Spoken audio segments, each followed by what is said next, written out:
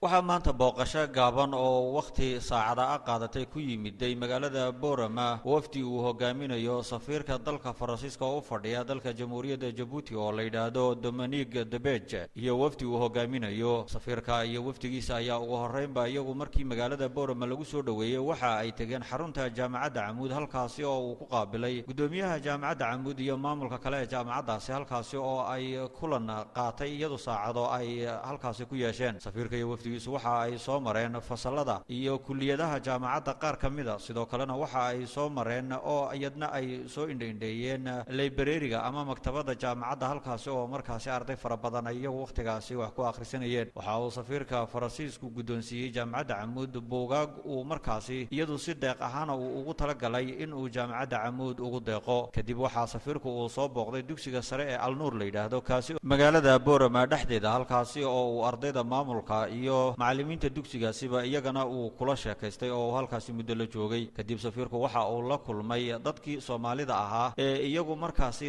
dagaalkii labaad aabayaashood iyo awowyaashood ay ka soo qayb qaateen iyaga oo ah ciidamada Faransiiska halkaasi oo ay ku wada qadeeyeen hotel Rays ee magaalada Boorama waxaanu u sheegay dadkaasi safiirku markii uu la hadlayay in sababaha uu u yimid halkan inay tahay in uu sii xoojiyo xiriirka ka dhaxeeya dalka Faransiiska iyo markaasi ummadaha geeska Afrika degan guud ahaan isla markaasina xiriirkii dhaqaale iyo waxyaabihii kala duwanaa ee Faransiiska iyo ummadahaas isdhaafsanayeen sidii iyadu markaasi kor loogu sii qaadi lahaa taasina waxa weeyaan buuri mid kamida safaradayda oo aan halkan hadda ku imid aan rabo buuri in aan mujtamacaadkaasi aan ku barto français qui regroupe toutes les compétences pour les questions donc culturelles, linguistiques, éducatives et de formation. Djibouti waxa jeeburi asitu qaabilsan xagga maanta dhaqanka waxbarashada iyo la xiriirka maanta iyo Djibouti iyo Djibouti xagga u qayb qabatay. Mais comme toujours dans la culture francophone, ça n'est pas confiné, ça n'est pas limité au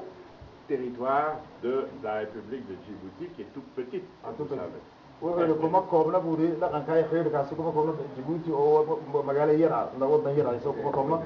كم سو حدا بودا. Les moyens dont nous disposons à Djibouti, nous pouvons en effet les faire servir avec nos amis djiboutiens pour les régions environnantes qui, avec la familiarité des anciens combattants, des familles, des ethnies, partagent quelque chose de la langue française. C'est le cas en Éthiopie, jusqu'à Diredawa, c'est le cas ici,